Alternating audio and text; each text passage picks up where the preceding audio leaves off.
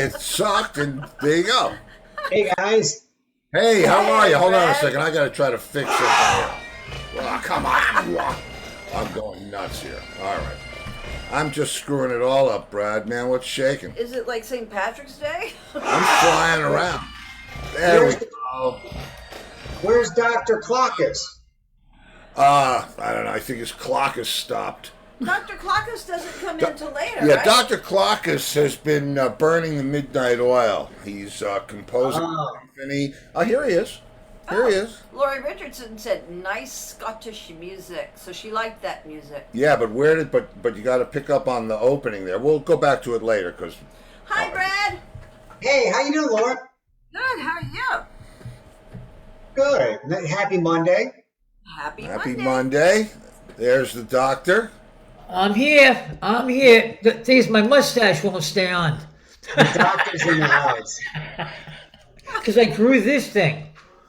Oh, good. so what do you need the other thing for? Yeah. Oh, that's true. It's very funny. When I was a kid, really, like 11, I started to get like hair on my lip, but it wasn't like real, genuine shaven hair. It was just kind of like bullshit hair. And I took my mother's mascara and I colored it in, and I looked like a little boy with a fake mustache. It was quite attractive. That's That's funny. Colby and I went on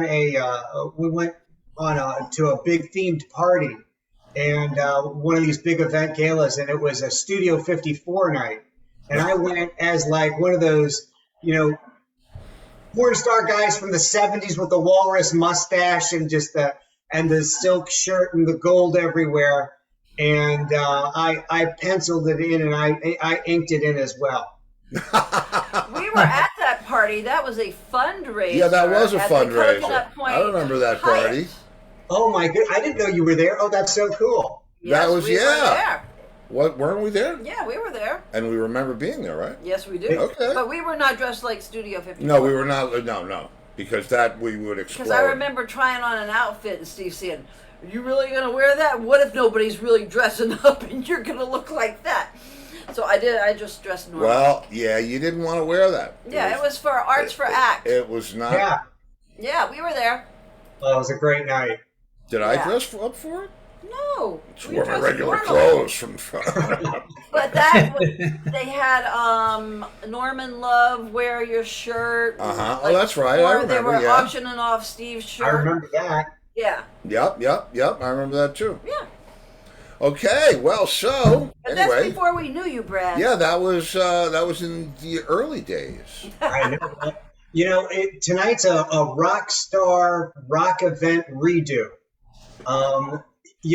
Was kind of kicking around some ideas of music that we've heard before, thought it was original music, and then only to find out, no, it was written, decades earlier, and quite with some more punch to it, or even more, different interpretation. Well, and you're right, and I'll tell you what, it sparks the question in my mind, especially after watching the Grammys last night. I don't know if you saw that, but let me tell you what, Grammy wasn't enough. Wow, it's just not. I don't know. It's either the artists today are either so over the top talented, unbelievable, or they suck such huge ass. I thought Bruno Mars's new band was good. Freaking incredible! Great. Yeah. Yeah, I have much respect for Bruno Mars. Fabulous. Yeah. Amazing. What were they called? Silk Sonic? Yeah, Silk Sonic, Yeah. Anderson .Paak, and Yeah. They were great. I like that. I like that one girl, the girl that's 19. I can't think of her. Olivia Rodrigo. Ooh, Yes, good. I think she's amazing. I think she's Very talented. great. Amazing voice. Yeah, She's amazing. There's like I said, there's some people out there that are just. Stella had to sing one of her songs for her voice lesson. Rodriguez's songs, one of her songs, and it was great. But it was a very sad song too. Like, Dad, let's listen to the song again. I was like, oh. Driver's license? Driver's license? The one where I have to drive by your neighborhood alone, that one? No. Stop! Oh, she's not going to answer you because she doesn't know who you are. Stop! What was that Olivia Rodriguez song you had to sing? What? Traitor. Oh, traitor. Okay. Yeah. Sue Lucente said Lady Gaga sang terribly, which surprised her. I but- was blown. Lady Gaga? She's usually amazing, and Anyway, listen. I don't. I think it was emotional because Tony Bennett has dementia or whatever, you know. You can't. Every performance can't be your best, and to a perfectionist, it's tough. Well, yeah, it can, because it's never your best, and that's like, that it takes a long time. It took a long time for me to get over that kind of I should have. It's kind of like golf. And guess what? Why get mad? It's just play the game. Anyway, this whole topic tonight raised an incredible question in my mind. Because what we're talking about is remakes, right? I mean, that's right. Yeah. So, it begs the question: I wonder how far back the remakes go. Well, I mean, we talked a little bit about how Janis Joplin did a Gershwin tune from the 20s. That to me is like, I don't know, that feels Cradle of Rocky to me. Taking something that was from an American time of that genre and then reinterpreting that genre again many decades later and having a different feel completely, but still a relevant feel to today. Well, it's amazing. I was under the impression that everybody would write their own music, and when that didn't turn out to be the case, that was a strange awakening for me as a kid. Especially, I can't remember where I heard my first remake, and I think my mother was the one that pointed it out to me. I was singing a song in the car. I was single digits, 6, 7, 8. And I'm singing a song in the car that was popular on the radio, and she knew the words. And I was like, how do you know the words? And she said, oh, I know that from when whoever, Brenda Lee or whatever it was.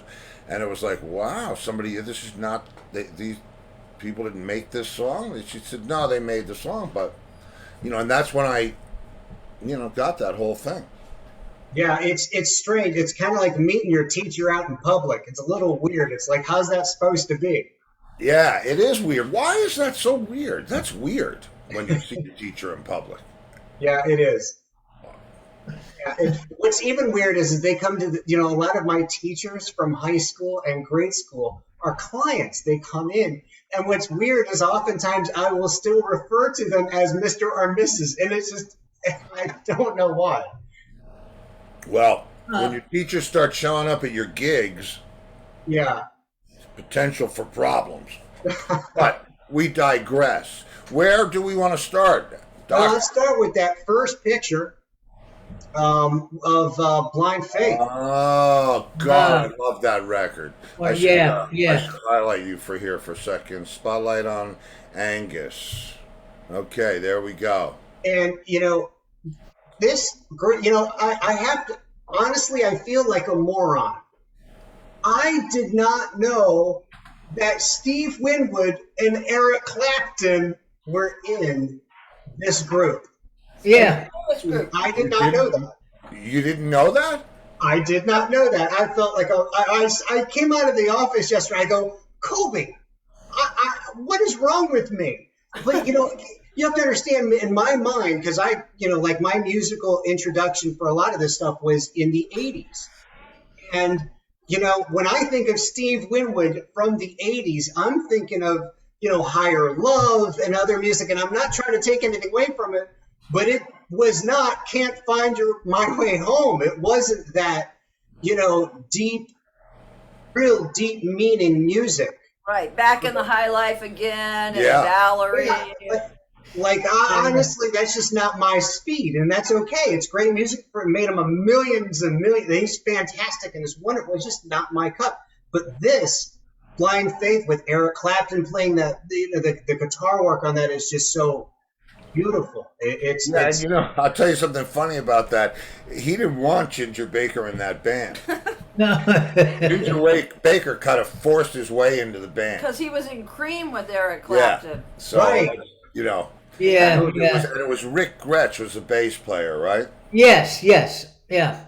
Great. Yeah. I mean, that album's just, So wait, man. So I looked into what happened to Rick Gretsch. I mean, he only went to play he went to play in Traffic for a while. I guess he went. Yeah, so does Brad not know about Traffic? Brad knows about Traffic. Yeah. So Very then, much so. Okay. but after that, it said that he retired from music in '77 and went to Germany and became a carpet salesman.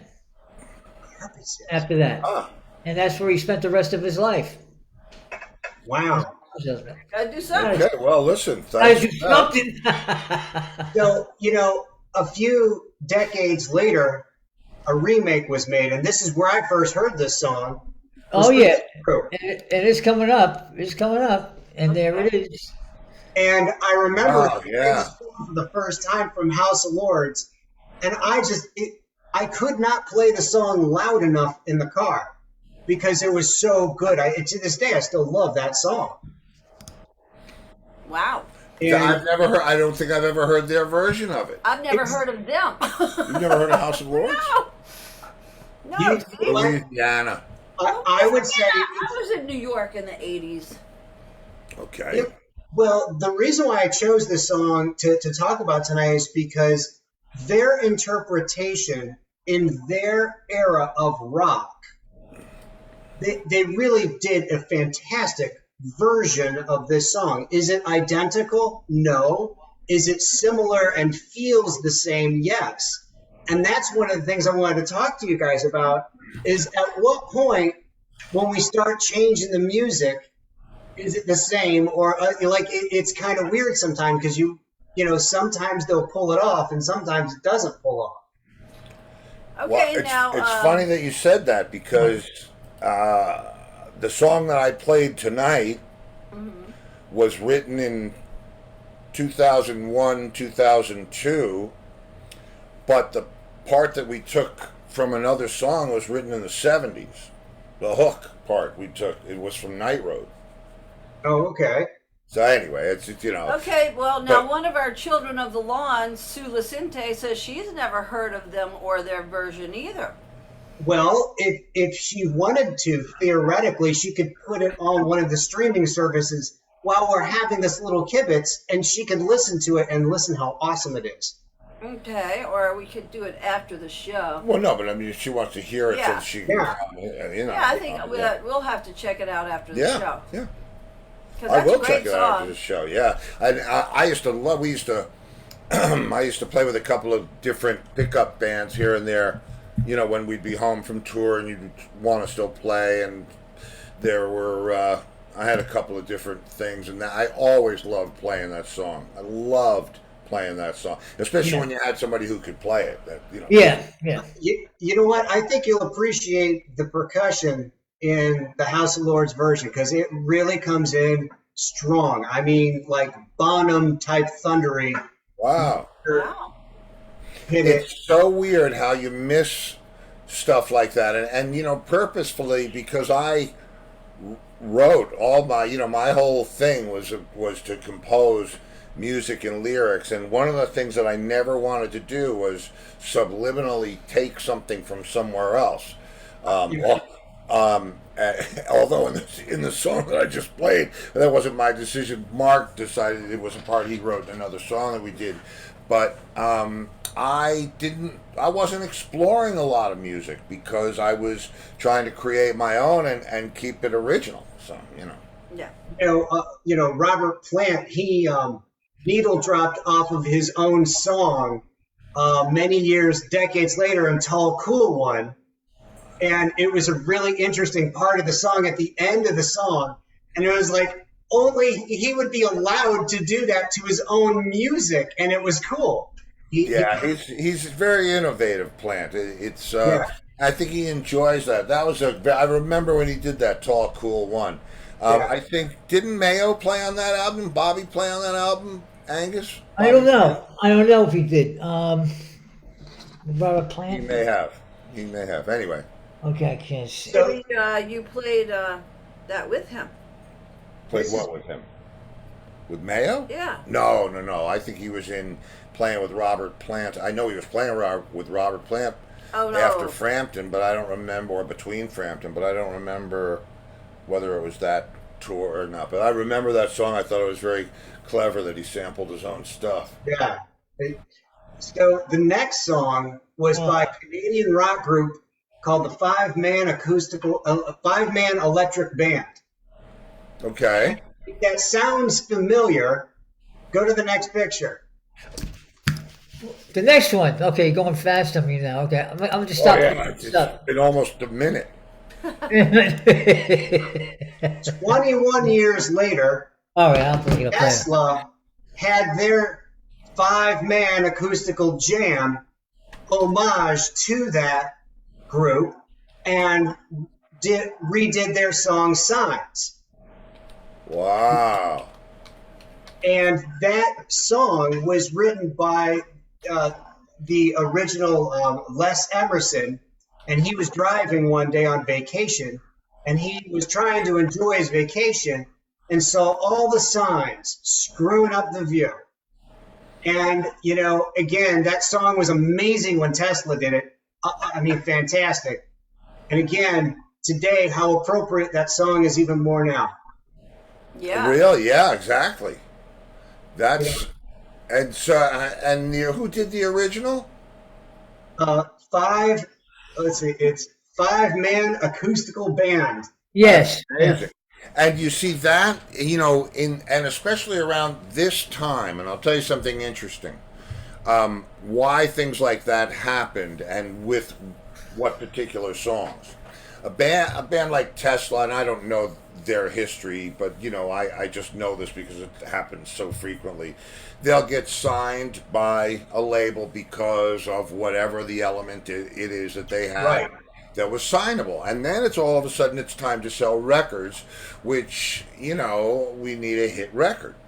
So a lot of times a company, Warner Chappell, or they'll go into their catalog and they'll have their A&R people look for what they think would be a good song that they own the publishing to for this band to do. And that's how a lot of stuff like that gets redone. And it's amazing. And the thing about it is, and I told you in the beginning, I did it myself, everybody thinks it was their hearing the song from the first time from the artist that did it. Yeah. Right? You know, and I think that's kind of, I don't know, I think it's kind of like, I was telling you today, it's kind of like passing the torch to the next generation, because it allowed, you know, you and me to go back in time to figure out who wrote that song originally and listen to the original and get acquainted with that. And sometimes that'll even lead further back in an interesting way to find our root. And I think, and I think that's one of the things that makes rock and roll unique is if you really follow the trail, it always goes back to some of these interesting roots and acoustical instruments and actually doing it. You know? Yeah, I believe me, I know. In fact, I'll tell you, I'm looking something up because Gene Cornish told me about this, and I had no idea. Hang on.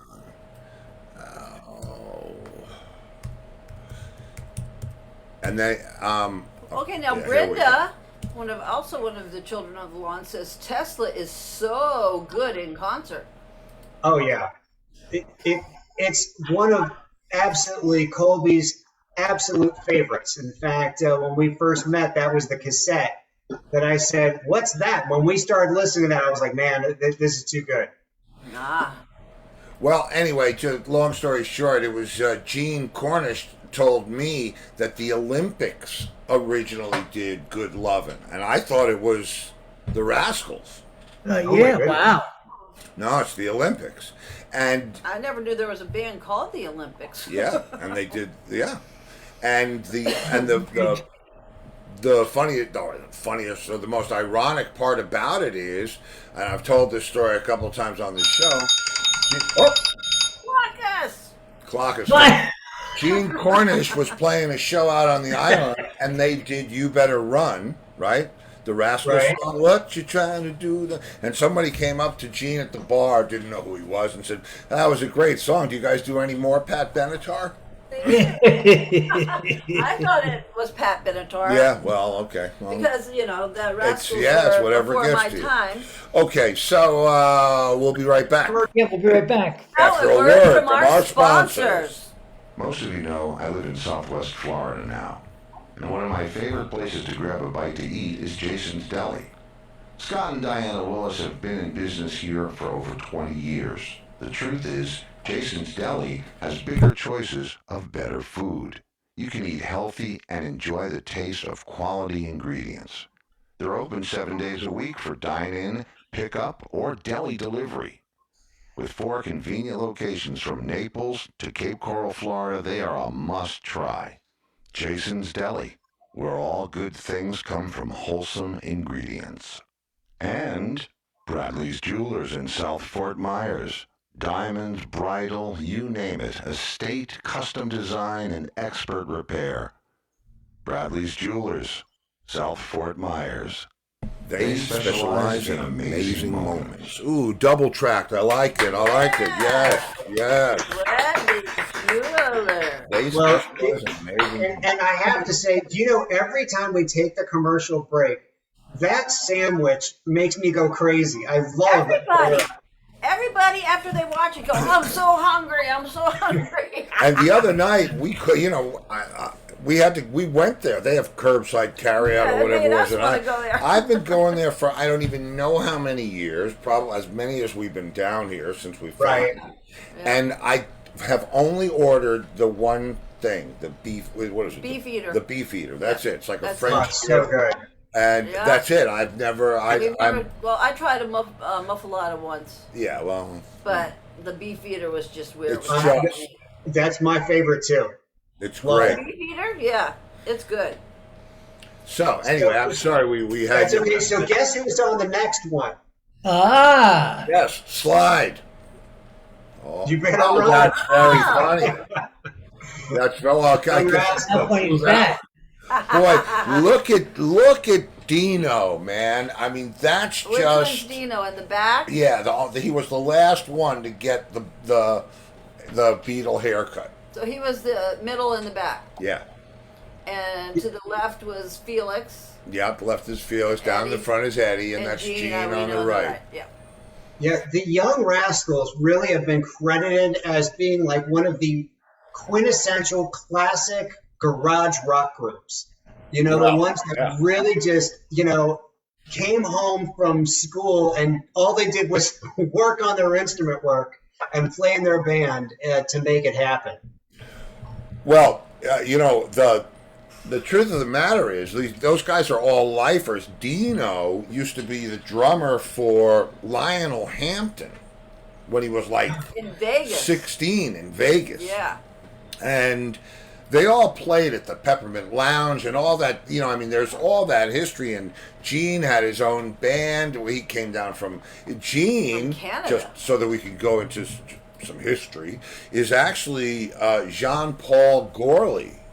And he changed his name to Gene Cornish because he thought Jean And wasn't, his stepfather was and Cornish. his stepfather was Cornish, so that's how he became Gene Cornish. Yep. And his stepfather would drive him from upstate New York down to Jersey Yeah. to rehearse, To record. Yeah. Yeah, it was amazing, just Yeah. amazing. And So Eddie's cool. brother David was in and out of that band too. But that's the man. That's my first favorite band. Just And one of the first yeah. things Gene did when he made money was bought his mom and dad a house with a pool. yeah, Yeah. Oh, that's cool. Yeah. Yeah, they're like just, I don't know, they're just a very, there was a brief moment of time where that world existed. and they really like captured lightning in a bottle, and it was very cool. Love is a beautiful thing, man. I remember that. That's amazing to me. And I mean, she did a good job of it. But the thing, Oh man, are you kidding me? but I mean, I don't hear that song by her and turn it up. You know what I mean? No disrespect or anything. When I hear it by the Rascals, I mean, and that's not because of anything other than that's the version From your that time. that's in my DNA. Exactly. It's the music in your head you hear. The thing is you have to understand, when I was a kid growing up, this was MTV. Okay. So it was a different, there was a visual aspect that happened, Yeah. and it just was a different package, And it's and I'll tell you, one of the things that I love so much about your segment is that you really truly are from, like, if you had to slice the cusp of the end of one generation of music and the beginning of another, you're right there. And I find it, to myself, I find it enlightening and refreshing, because I don't know a lot of the things that went on while I was playing music. I didn't get to explore. I chose not to. But bands like Tesla and House of Lords, and there's so many others, Angel, and a million more, I never got a chance to listen to, because I really was trying to walk my own path, and be original. Well, the view from where you were standing was inside the fishbowl. When you're on the outside of the fishbowl, you're looking at all the fish. Sure, So of course. I just have always really enjoyed so many different types of music, and CDs and tapes and whatever else I could listen to on it. That's what I listened to. And then, of course, the introduction of MTV really was a big influence of what I saw. Yeah, of course, and the thing about it is I come from, I mean, obviously I am part of that MTV generation too, but I'm pre-cable, where Saturday nights or maybe Saturday afternoons is when you got your music show, and it was on one channel, and maybe one of the guests was the music person that you wanted to see, unless we got into Shindig or Hullabaloo, where it was all about that whole thing. But there was nothing like MTV. I didn't know what Led Zeppelin looked like. I didn't know what, anything. And to see the magazines and the pictures and all the things, that mystique was so important. It was huge. Well, Rolling Stone magazine was so important for that image to be translated too. Because even if you didn't even buy the magazine and open it up and look at it, when you walk by it, you saw that group, whoever it was, whatever it was, and that's the image you had in your mind of them. Yeah. Oh, and this this blew my mind. I haven't heard them do this, and don't we know people in that band, Angus? Have we had guys? In Great White, Yeah. I don't know. I don't think so. It was another band with White in it, because there were so many of them. Well, White Lion, maybe I'm confusing it with. I don't know this. Yeah, White Line, I think. But I'm trying to see if I can pull this up on here.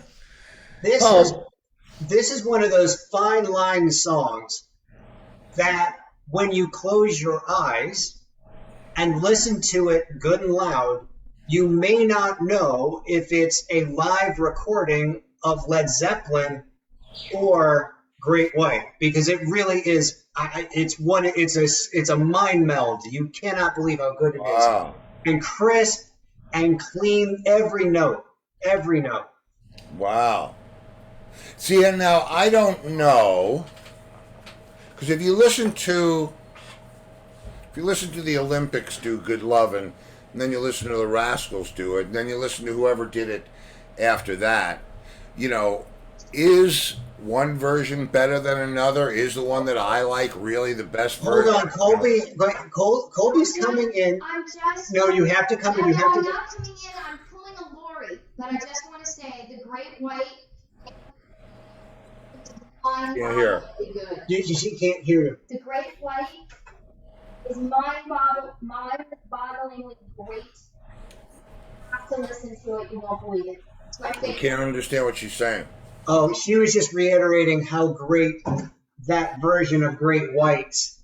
For some reason, it's magic to her when she listens to it. Well, that's, that I get that. I mean, one of the, it's amazing when you, especially when you cover songs, if you play in a band and you cover songs, and then you go back and listen to the original, and you think, well, I'm heavier than that, and I thought it was like, it's a weird thing, you know what I mean? Go to the next image. Okay, I'm doing that. They were so in homage. They did this great, and look at this Great White Zeppelin homogeny album. That's incredible. And I missed all this, Yeah. because I was, You're in for a treat. You will download it. Yeah. You will be impressed. Oh yeah, I'm gonna, I believe me, it's easy for me to find, find a couple minutes here and there and pop in my buds and listen. This will be fun. But here's the thing that this is the question that this whole topic sparked for me. Okay, and babe, I'm gonna leave you. That's taken from somewhere else too, and that's exactly. But that's why I chose this. That's why I chose this song, because I wanted to hear your brain on this. Yeah, well, look, it's a great song, and it's a song is music and chords. It's lyrics and melody. That's what it is, and the original version of it is, it's incredible how Zeppelin heard or Page most importantly heard what he heard inside of that older version. Right. And just, and that's the thing about Zeppelin that was so cool, and it was the thing that I liked about music in general, is the jamming. And they would find a riff, somewhere, and they would just jam on it. And it didn't matter if it was Train Kept a Rollin' or whatever it was. That's, how they did they developed their stuff live, and it's amazing. It's just amazing. To consider music art in many correlations sometimes is challenging, because you don't see it. You don't physically pick it up. You hear it, but when you hear it and it's pleasing to your ear in a way, either by vocal or something that grabs you, you feel it then from another place. And it resonates within you. And it can bring you back to the moment that you first heard that song, or wherever that ingrainment happened. And I think that that's really the trick and the uniqueness of music as an art form, and I should say rock as an art form, because it just ingrains some of these very powerful memories. I agree, but the question that this raises is what songs from this century will they be remaking 50 years from now? I don't know. Or remaking well. Yeah, I mean, it's, there are some things, there's, talking about Bruno, Uptown Funk, but I think, and everybody's getting sued over these rip-off, there was a thing on I think it was Sunday Morning, about taking people's lyrics and melody and how much stuff you could do, and yeah. And this Helter Skelter, tell this story. Well, this is, I wanted to pick certain songs that are important in the case of rock. And this next one is Helter Skelter. In fact, it's so weird. This song creeped me out so much as a kid, I kind of closed the door and didn't really investigate too much about it just because of all the complex controversy that surrounded Because this song. of the murders, you mean? Yeah, and as a kid, it was like a dark image, and the song I knew was good, but like I didn't want to listen to it so much. And Well, then so wait a minute. So both of those things happened in your world at the same time? Well, I was born in 1971. This song came out in '70. But when I was a kid growing up, hearing the White Album, I didn't really, I didn't like that song because I knew it had like darkness around it from other things that were, my mom, if she heard it, she wouldn't listen to it. So it just had Wow, wrong feel to it. that's Because crazy. of Charles Manson? Yeah, because Yeah, it was really like that song creeped me out. So then, next slide, please. Pride Caucus. It got stuck. There we go. When I heard Motley Crue's version of that song, for some reason, because they crewed it up and they made it badass. And I loved the song, and I could listen to that song then and not have that same feeling. And now I appreciate, obviously, the Beatles version musically, and I don't associate it with the negative connectivity of what Manson did to it. But it was a big deal for me. Yeah, I'm thinking it was. That's amazing to link something like that with such a traumatic event. You know what I mean? That's just. Well, I get that. Yeah, I get it too. I totally get it. Yeah. It's weird how music, and how it re-triggers, when you hear something after, years, or it takes you right back to that place. Yeah. Amazing. Oh, And so I really enjoyed doing kind of the research on some of this tonight. Interesting story. Nikki Sixx was saying that song deeply affected him when he was younger. And he said he always looked at that as being one of the darkest, most taboo, most like hit you hard heavy metal songs that he first heard. Wow. And he wanted to bring that back and put their spin into it. I tell you, the one that did Man, it for me was Iron Man. Oh yeah, but I remember. Well, that's That was the scariest song, and it had nothing to do with and anything. and I'll tell you an interesting thing. Now, if I want to make my voice do that Iron Man thing, right? I got it in my phone. I can do it. Yeah. It's easy. And in the 70s, I think it was, Richard Factor invented something called the harmonizer. What the harmonizer did was it could turn your voice all the way down there, and if you stopped, it would do that thing. Right. But the way they had to do it back then is they had to speed the tape up and go, "I am Iron Man," and then they play it back at regular speed. It'd be, so it's just amazing how, how do you make a deep, scary voice? What was that? Right. What year was that? 60 something? I got no idea, but one of our viewers says you too did it good as well. Not Iron Man, Helter Skelter. Oh, that's Yeah. right. They did do it. And you know what? 6 Degrees of Separation, Pat Benatar also did one too. Helter Wow. Skelter? Yes. Wow. It's a great song. I mean, and I remember that whole White Album. It's funny because in those days, I don't even know what it's about. Wait, I have it right here. Oh. Oh, please. Okay.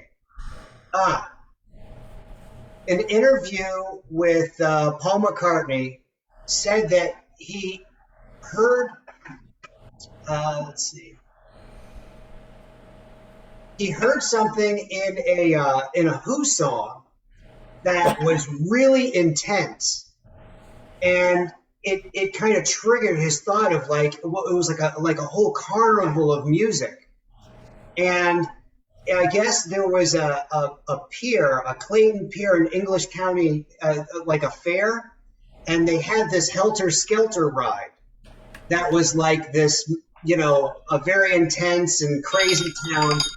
And that's what he pulled it from, as this Helter Skelter was this crazy moment that is like, drive your mind. Yeah, everything's going every which way and coming at you. Yeah. Yeah.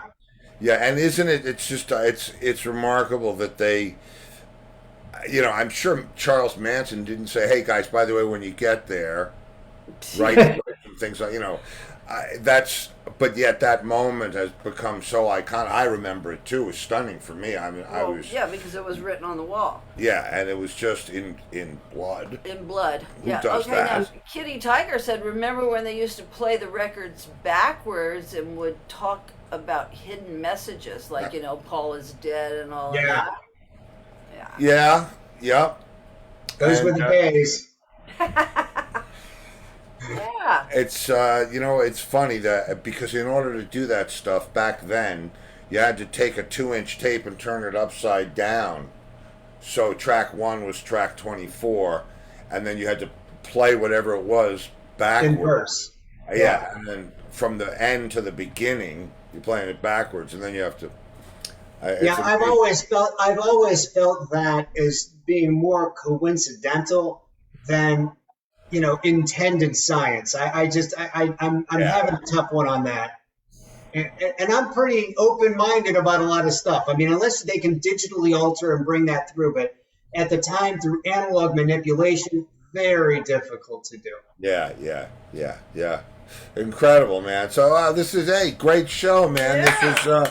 This was brilliant, and it does make me wonder what songs will they be, if any. Redoing? Will they redo? They'll redo some. Yeah, they probably. And I want to leave you with this thought. I was having this idea earlier. It's a little deep, but the last time I ever got a chance to speak with my dad, and he was an incredible concert pianist, jazz improv. He really was the one that started off my musical fascinations.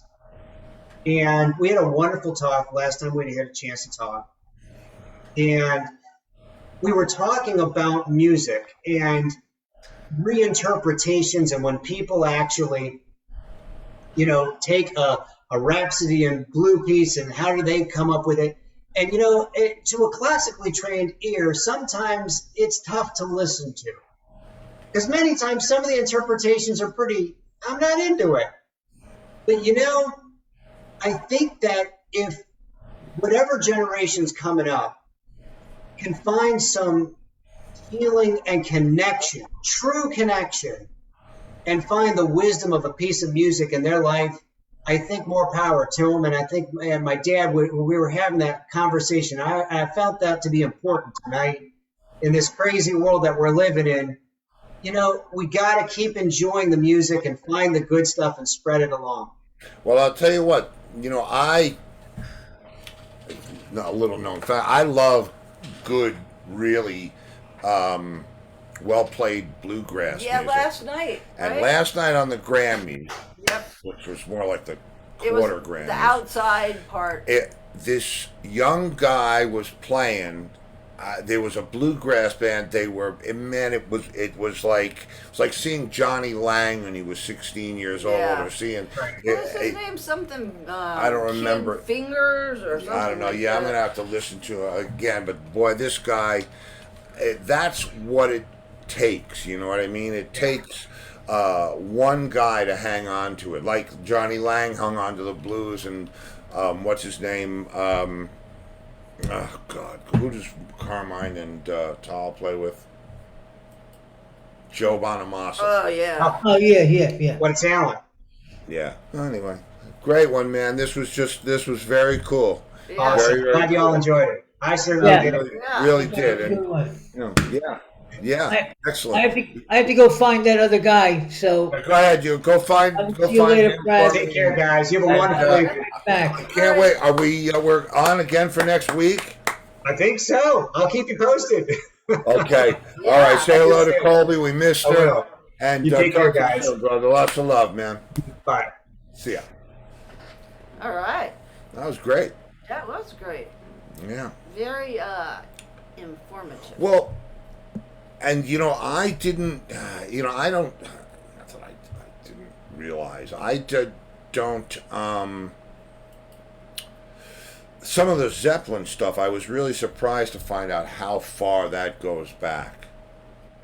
Babe, I'm gonna leave you. It's from not Robert Johnson, but it's amazing, how we think, oh, we're the first ones to hear something for the first time or whatever, and then boom, there's that. Yeah. Check out where'd Clockus go? He went all right.